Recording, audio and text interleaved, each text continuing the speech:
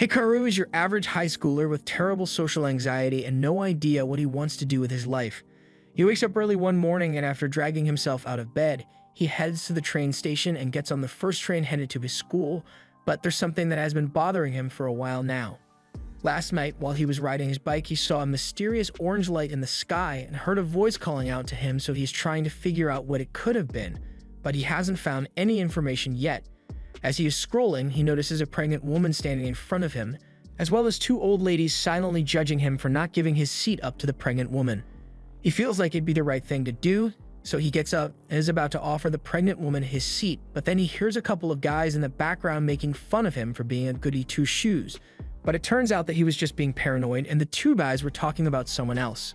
He is relieved once he realizes that they aren't talking about him, but while he was standing in place, the man next to him already got up and offered the pregnant woman his seat instead. So now, Hikaru is left awkwardly standing by himself, and he feels so embarrassed about it that he's about to get off the train, but all of a sudden, a couple of his classmates get on and spot him, so he now has to join them. Hikaru's friends begin talking about their future plans, but Hikaru hasn't actually been listening this entire time because he is still preoccupied with what happened last night. His friends ask him about it, so he explains that from what he remembers, he heard a voice late last night, so he opened his window to see what was going on and saw that the area around the Kagami building was really bright, and he wanted a better look, so he rode his bike up the hill to get a better view, but unknown to him at the time, a huge battle was taking place in the Kagami building and an orange cube was about to be stolen by a girl with robot arms attached to her hips. She tried to escape through the roof, but as soon as she got up there, she was immediately surrounded by the private police force of the building and they recognized her as a Mecha Udi user, so they immediately pulled out their weapons in an attempt to neutralize her, but those mechanical arms make her a difficult target to hit. After the police officers failed to stop her, the guards then pulled out specialized weapons and used them to freeze her in place. The boss then comes out and pulls out a mechanical creature of his own, but this one has been experimented on to make it a more efficient tool. The girl's mechanical arms are outraged by what the man did to one of their kind, but the man shows no remorse as he takes the cube back so he can use it in one of his future experiments. The girl refuses to let that happen. So with the help of the arms, Sinus and Dex, she breaks free from the trap and attacks the weapons developer. In the process of the fight, the girl manages to get the cube from the weapons developer, but because the containment tube was damaged, it ends up getting launched several hundred meters into the air. That was when Hikaru saw an explosion come from the building and he even took a video of it. But for some reason, nothing out of the ordinary was recorded. He also recalls seeing a glowing cube land somewhere near the building, but once again, none of that showed up on his recording. His friends think he must have just had a really weird dream last night, but out of curiosity, since he apparently heard a voice, they ask what kind of voice it was heard last night was, and Hikaru is embarrassed to say, but he tells them that the voice was asking for help. His friends joke that it may have been a ghost, but Hikaru knows what he heard, and coincidentally he hears that same voice again. So even though he's supposed to be attending class, he takes off running in an attempt to track the voice down. He ends up approaching the Kagami building, and he's not sure what he's meant to be looking for, but as he's about to enter a roped-off area, he is stopped by a police officer who tells him that he isn't allowed to be back here. Hikaru asks why, so the officer explains that Kagami made a generous donation to the police station in exchange for a couple of officers helping him with a little situation. But then he gets a message on his radio telling him that Mr. Kagami needs all the officers to head over to the back room, so the officer turns to head for the back, leaving the unknown kid near the restricted area. Hikaru was initially going to turn back since he is a law-abiding citizen, but as he is about to leave, he hears the voice again. So he decides to ignore the do not cross tape and goes searching for stuff in the abandoned section of the compound. He walks around for a while until he comes across an ominous glowing cube in the middle of the floor and he wonders if this is the thing that was calling out to him. He gets close to it and sure enough, the cube begins talking, which freaks him out a little, but he still reaches out to touch it, resulting in a massive flash of light. The cube flies up into the sky and lands on Hikaru's back, causing another flash of light and drawing a lot of attention. By the time Hikaru opens his eyes, he has a massive arm growing out his back, and the arm is really relieved to have finally been saved. Hikaru is hearing the voice of someone talking to him, but he can't see anyone, so he starts panicking until the arm gets his attention to calm him down. Seeing a metal arm growing out of his back does nothing to calm Hikaru down, but the arm begins to thank him because it is genuinely grateful to have been released from that cube. It tries to tell Hikaru its name, but it then realizes that it can't actually remember what its name is. Hikaru still can't handle the fact that he has an arm on his back, but then he realizes that the arm isn't actually attached to his back, it's just stuck to his jacket. Before he can think of what to do next, a drone shows up to investigate the area, and that leads Hikaru to believe that the robot arm must belong to the Kagami group, and he doesn't want to get in any trouble, so he starts taking off his jacket so he can return it, but the drone engages its buzzsaws and tries to kill him.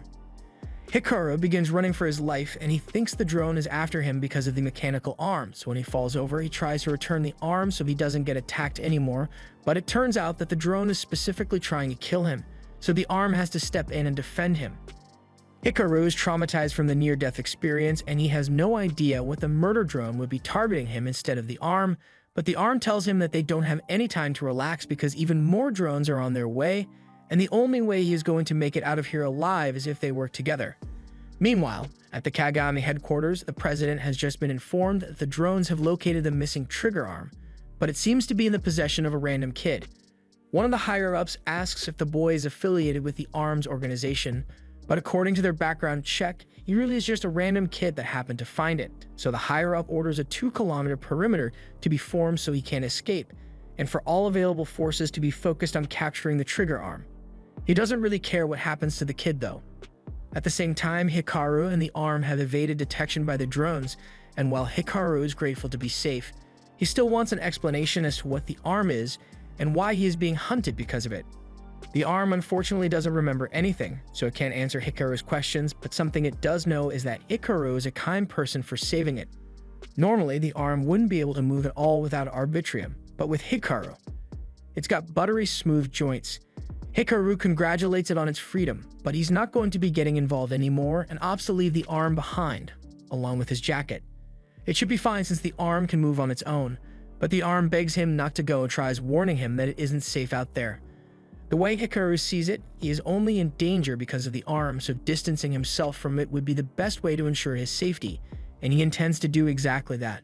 However, he notices that the further he gets, the quieter the arm gets, and as he turns around, he sees that the arm has almost completely lost power. After a bit of testing, he confirms that the arm really does lose power every time he gets too far away, and that means for better or worse, he's stuck with the arm. The drones eventually catch up to them, but this time the arm says he will handle it himself, so it grabs the floor and begins dragging Haruka around to get him away from the drones. While the arm is doing this, the weapons developer is watching from a nearby water tower, and he is quite disappointed that the trigger arm turned out to be so pathetic, but he still needs to retrieve it, so he will let the drones handle it. More importantly, he received intel that he's not the only one after the trigger arm, so he's going to have to deal with that girl again. Meanwhile, Aki has just arrived in the area, but her intel provider tells her that she is heading in the wrong direction. He tells her to go south, but she doesn't know which way is south, so he rephrases it and says she should turn right instead. She needs to get to the other side of the building, but going back would take too long, so she finds a little alleyway and intends to go through there instead, although she's going to have to ask her Dex and Sinus to disengage for now so she can fit. On the other side of the wall, Hikaru is running out of steam from being chased for so long, and while the arm's running was definitely faster, it drained a lot of Hikaru's energy, so he can't keep going much longer. All of a sudden, he gets grabbed by Aki and is thrown to the floor while she deals with drones. She then turns to the two, calling the arm Alma and threatening to kill both of them if they move. Dex reminds her that her job is to protect them, not kill them, but before Dex can properly explain things to Hikaru, the weapons developer shows up and he's still holding a grudge against Aki for stealing Alma from him, so he's going to make her pay. While the two are distracted arguing with one another, Hikaru notices an alleyway behind him, so he makes a run for it. Aki notices him shimmying away, but she is too wide to go after him with her mecha Yude, so she's stuck dealing with the weapons developer on this side of the wall. On the other side, Hikaru makes it out and starts running again, but he is really starting to regret making the decision to come here. The arm sees how much Hikaru is struggling, so it tells him to stop and leave him behind. Those guys that are chasing them are only after Alma, so if Hikaru leaves him behind, they should be able to escape unharmed. Even if Alma is right, Hikaru knows Alma can't move without him, so he is hesitant to abandon him.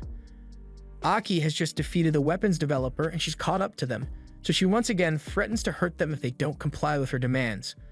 Alma tells her to wait and says he will listen to her demands as long as she lets Hikaru go, but Hikaru says he's not going anywhere. He may regret the decision, but he is choosing to stick by Alma's side, and since he looks like he's going to resist, Aki prepares to beat him into submission. Hikaru isn't confident in his ability to win, but Alma assures him that together they can take Aki down. He just needs to step forward and let him handle the rest. Hikaru doesn't know how this is going to end, but he decides to trust Alma and charges straight towards Aki. Aki was prepared to defend herself at first, but when Alma kept into the air and transformed, it knocked the wind straight out of her lungs, leaving her gasping for air on the ground. Hikaru and Alma take the opportunity to flee, and a few hours later, when the coast is clear, they come out of hiding and run away. Meanwhile, Aki returns to base and reports her failure to capture Alma.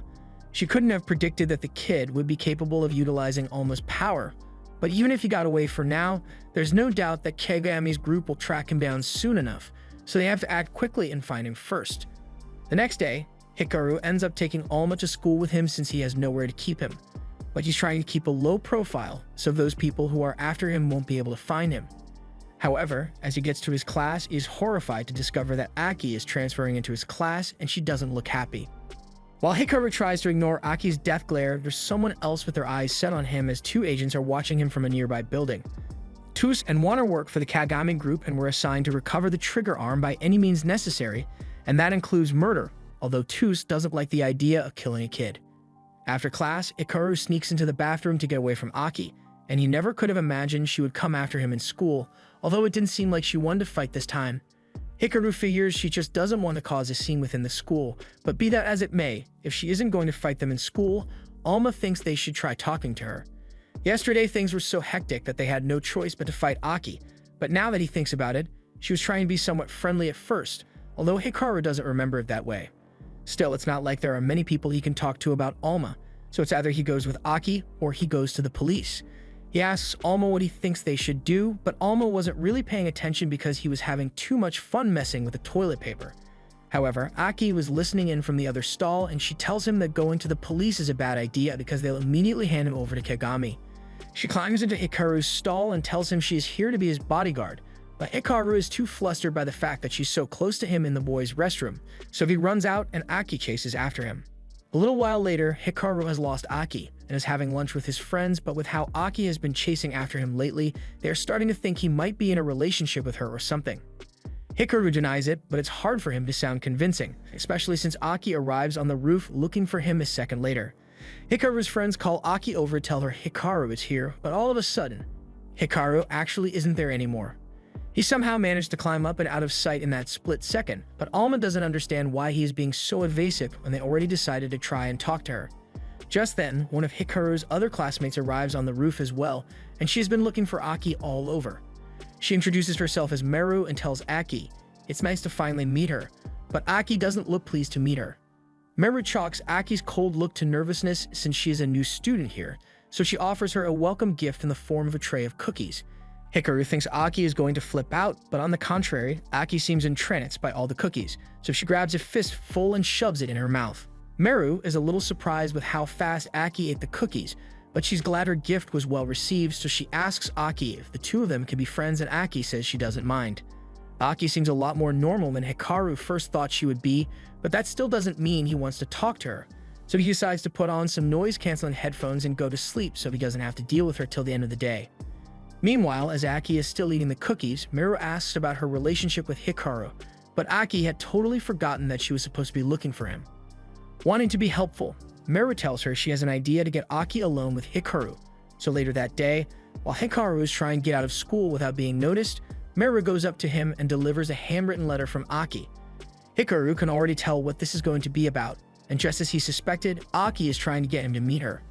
Meru ends up dragging Hikaru out to an abandoned section of the school, and she won't let him leave because she believes Aki wants to confess her love for him. Hikaru has no choice, so he walks into the class where Aki is waiting for him and yells at her for dragging Meru into this.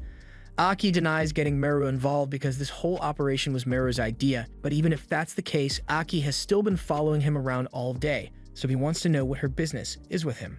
Aki explains that she is a member of an organization called ARMS, and she has been tasked with watching over Alma and being his bodyguard. Alma thinks this is good news since that means Aki is going to be protecting them, but Aki clarifies and says her only job is to protect Alma, so she isn't concerned with what happens to Hikaru. Although since Alma is linked to him, there's not much she can do to separate them. As part of her mission, she needs to bring both of them back to HQ. Of course, they won't harm Hikaru if he cooperates with them, and Alma thinks this is terrific news, but Hikaru still doesn't feel so confident about going with Aki, since he still isn't sure she can be trusted. Alma understands Hikaru's concerns, but Aki seems to know something about him, and Alma still wants to know what and who he is. Hikaru feels bad for Alma, so he decides to agree to go with Aki, even if he doesn't trust her. But before he does, he wants to know why Alma loses power whenever he leaves his side. After what she just witnessed, Aki's brain stops braining because it shouldn't be possible for a Mecha U to fuse to a jacket, and there's no information about something like this. She eventually gets up close and tells Hikaru that she needs to take him in for some tests, but he's freaked out by how aggressive she's being and asks Alma if there's anything he can do to get them out of this. So Alma attempts to use the power they used against her yesterday, but while there's a huge flash of light, it doesn't actually do anything because Alma doesn't have the strength for it. That leaves only one other option, so Hikaru grabs Alma and starts running away. But when he tries to leave through the front door, Miru stops him from getting out and says he should finish talking to Aki before she lets him out. Meanwhile, outside, Toos and Wanner are watching the entrance to the building, but because there's a schoolgirl standing outside, they can't do anything without revealing themselves to her. Back inside, Hikaru has been trying to find a way out of the building, but all the other exits have been boarded shut, so it looks like his only choice is to go up. Meanwhile, Aki is still trying to locate him, so Dex says he thinks she should head down the right hall, and Sinis says he thinks she should follow the left hallway, but Aki doesn't listen to either of them and decides to go down, breaking through the floor and landing directly on top of Hikaru. Now there's nowhere for Hikaru to run. Aki can't understand why he is running away when he chose to spare her life yesterday. Hikaru says there's no way he would ever kill a person, but Aki isn't listening anymore and assumes Hikaru must be plotting something and is using Alma. Alma tries to defend him and says Hikaru isn't a bad person, but Aki still doesn't believe him, so Alma tries to use his power to protect him, but once again, nothing happens.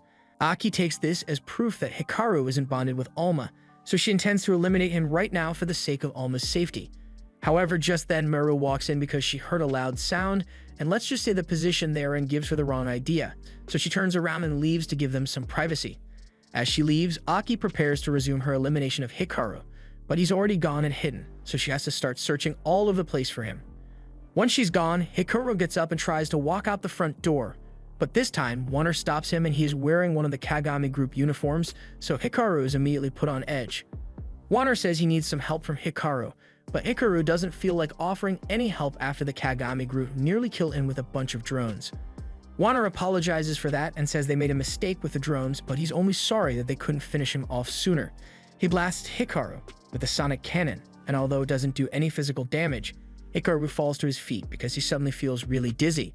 With Hikaru incapacitated, Wanner kicks the door open to give Toos a clear shot, but he's actually standing in her way, so she can't take the shot.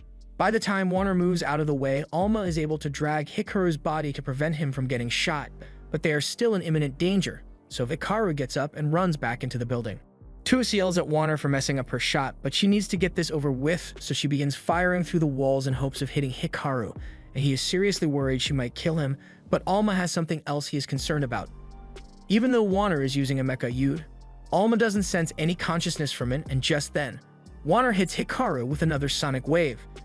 Hikaru collapses at the end of the hallway, and Toos takes the shot at the last second. Hikaru is saved by Aki. Wanner fires another sonic wave, and Aki tries to block it, but just like it did with Hikaru, she suddenly gets dizzy and falls to the ground. Wanner is having the time of his life right now because he enjoys making people suffer, but Aki refuses to be taken down because she still needs to protect Alma. So she gets back up and asks Hikaru to run away while he has the chance. Hikaru doesn't feel right leaving Aki behind to fight by herself, but she pleads with him to just run because they can't let the Kagami group get their hands on Alma. Hikaru listens to her and runs away while she keeps Wanner busy, but then Wanner pulls out a weapon that she isn't prepared to deal with.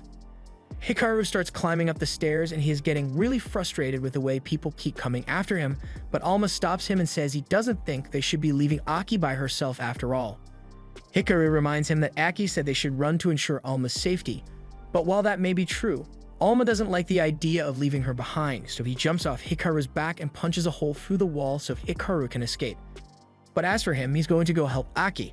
At least that's what he wants to do, but he loses power as soon as he gets too far from Hikaru. Hikaru ends up agreeing to go with him since Alma can't move otherwise, but they still need a plan of action before they face Wanner and his sonic cannon. It turns out that Wanner managed to defeat Aki by using the shackles that remove the consciousness of Mecha Yud, and he is currently driving her up to the roof for Toos to snipe her. But to his surprise, Toos actually came down in person because he was taking too long to get the job done. She takes one look at Aki and mocks her for being so pathetic, but even though she really wants to kill her, she has orders to bring Aki back alive. She tells Wanner to go back into the building and look for Hikaru, but he doesn't have to spend much time looking for him because Hikaru was already coming up the staircase. As soon as Hikaru spots Wanner, he tries to punch him, but he's no boxer, so he is dodged. He may not be the best fighter, but he can at least guarantee that Wanner's attacks won't be effective against him. Wanner decides to blast him anyway, but Hikaru wasn't bluffing when he said he was immune to the sonic wave because he has his noise-canceling earpieces in. He just intended to buy enough time for Aki to make a comeback, but when he looks over at her, he realizes that she has been captured. That kind of messes up his plan, but he comes up with an even better plan and chucks Alma over to Aki to get the shackles off her Mecha Yud. Unfortunately, Alma starts losing power once he gets far away from Hikaru, so Hikaru has to run to get closer, and somehow, Toos, who is meant to be a sniper, misses this easy shot. Alma and Hikaru manage to get Aki free, and the second she can move again, she grabs Toos and uses her as a human shield to charge at Wanner. Wanner doesn't want to use his blast on Toos, but she orders him to shoot for the sake of the mission, and he does as she instructed, but all it managed to do is knock Toos out, and immediately after, Aki proceeds to knock the daylights out of Wanner. Due to all the damage that was done to the building during their fight, it's about to collapse, and just before it does, Toos regains consciousness and flies away, leaving Wanner to get buried along with the others. Aki and Hikaru turn out alright, but her boss from ARMS soon shows up, and he's not pleased with the amount of destruction she caused to accomplish her mission. They take him back to their headquarters, and once Hikaru finally wakes up, he is introduced to the leader of the ARMS group, Algis, and his Mecha Yud, Fist. He explains that they fight against the Kagami group, whose goal is to claim all the Mecha Yud as theirs and control them like slaves. Alma doesn't recall anything about them, but apparently Fist is his brother, and they need his help to win this war. Alma doesn't think twice about offering his help, and he convinces Hikaru to do the same, but Aki and Algis tell him that they only actually need Alma for this, so he doesn't really have to be here. This was the end of episode 2. Subscribe to not miss the next part.